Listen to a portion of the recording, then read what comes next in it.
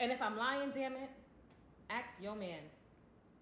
Ask the man you're going 50-50 with, what is he doing with the half of the money? Or tell us, what does your man spend his half of the money on? The other half that he's saving. Because I'm convinced he's buying pussy with it. Okay? He's buying poom poom with it. He's tricking. He's going to the strip club. He's tricking on his friends and his hot bitches. Now let's just take this as satire, right? Let's leave it at that. Um, but there's a couple of things in here that I think are worth sort of addressing. When you're supposed to go 50-50, the idea I think behind it, and before it was labeled 50-50, right? Before it was just you in a relationship with someone, a long-term relationship, you guys live together. It's just easier to tackle life together. That's it. I think we're overcomplicating it with our own dysfunction and making it seem like we're catastrophizing the worst things about our natures. On men's sides, we think, you don't want to go 50-50 because you want to spend all my money and keep all of yours, and you want to have your own exit plan and your exit strategy. You want to leave with half, you want child support. We think the worst of you. And on the other side, you also think the worst of us. Like she said here, if you're going 50-50, he's saving that money, he's using it to do the worst to you. When and I think these ideas, these comments, these thoughts, they reveal more about whoever's saying them than what the reality might be. Specifically, when you have a bad experience with someone within your past and you don't deal with that trauma, and that trauma is further reinforced by the ills in society, by your other friends, talking about their own failed relationships and not being sort of honest about where they went wrong, because we have a culture of that. And again, genderless, right? This goes and puts you, helps reinforce that negative stereotype, that negative idea, and you just carry that forward. You do the same thing, you think the same thing, you think the same. The next person is the worst person. And we don't stop and realize that we haven't wrestled with our desire for companionship and our thought process of being completely afraid of being hurt. In fact, you just can't have it both ways, successfully have it both ways. But before we continue, like, comment, subscribe, hit the notification bell so you don't miss new uploads. If you're seeing this for the first time in a long time and you subscribed, hit the notification bell. We don't want you to miss out on the ongoing saga of two a days that we're trying to keep up with an incredibly overflowing work schedule. But that aside, I always like to see when you guys are commenting on videos and just keep that engagement alive and up, and it really reinvigorates me and say, okay, let's keep the content going. Let's keep it going. Let's keep it going. That's where we want to be. So we'll break this one down further. And some points that I wanted to, sort of get into that I touched on. 50-50 is just, it was supposed to be, there was a time when it was sort of revered where one person, you would try to live off one person's salary, and then the other would essentially, you would stack that, right? So if we're going 50-50, and 50-50 can look different ways. It can look as simply as whatever comes in, you split it proportionally. Everyone's getting touched. Everyone's paying a little bit of something. If I make two times as much as you do, then I'm paying, that much more when we break down what the bills are.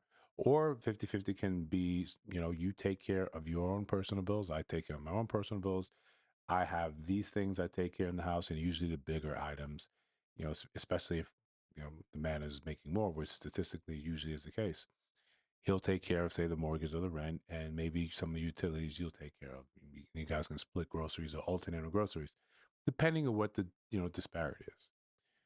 Or some people just do it right down the middle, regardless of what one person makes. And there are issues with each of those depending on sort of the character of the person that you're dealing with. That's what it really comes down to. And I think a lot more people, and statistically, you would realize that a lot more people are doing 50-50 or some variation of that, because this life is getting exorbitantly expensive to live in. Say, take New York, and they said to live comfortably in New York, you need to, for yourself, be making like $130,000. We know what that's anywhere from 15 to 17% of the population in the United States makes over six figures. in reality, people making a lot less. And then you take it, say, a family of four, that number jumps up for New York City to something like $340,000.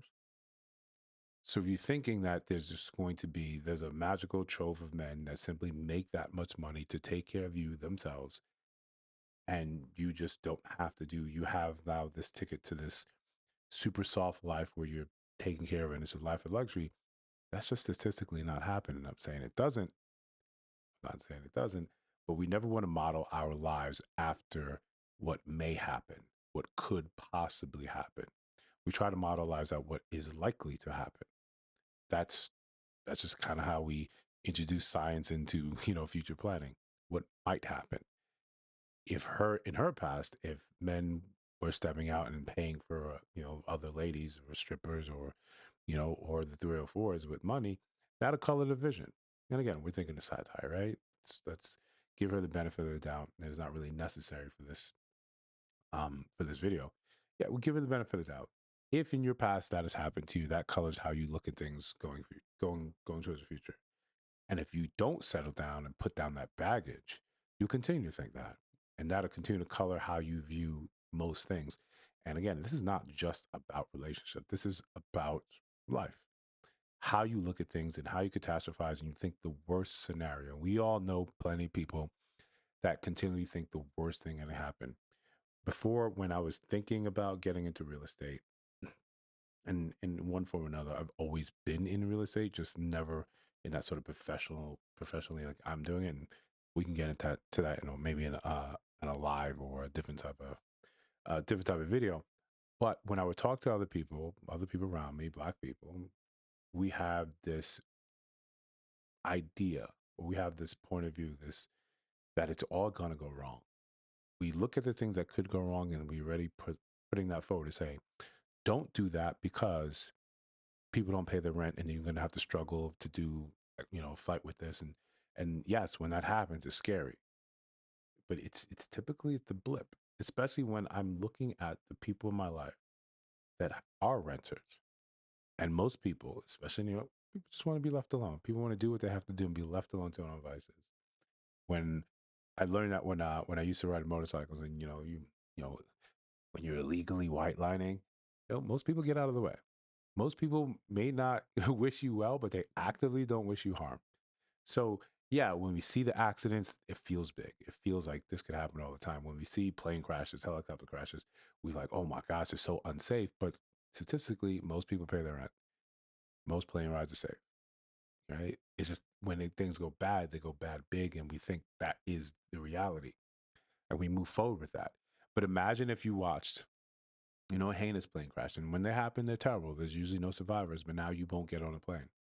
We look at people like that and we say, yo, you have some sort of phobia. You have something wrong with you. But we don't do that with relationships. When you think that every man or every woman is going to do the same thing that a fraction of a fraction of a fraction of a fraction of the total population did, we should look at you and say, you're a little off center.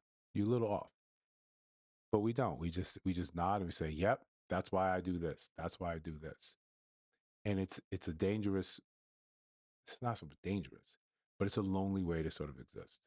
I like getting on planes, right? And I like thinking that the next person that you meet can possibly be the best person for you. Some of you don't agree with that, and I can think about some of you on the subscribers that don't. I look forward to seeing what you have to say about this.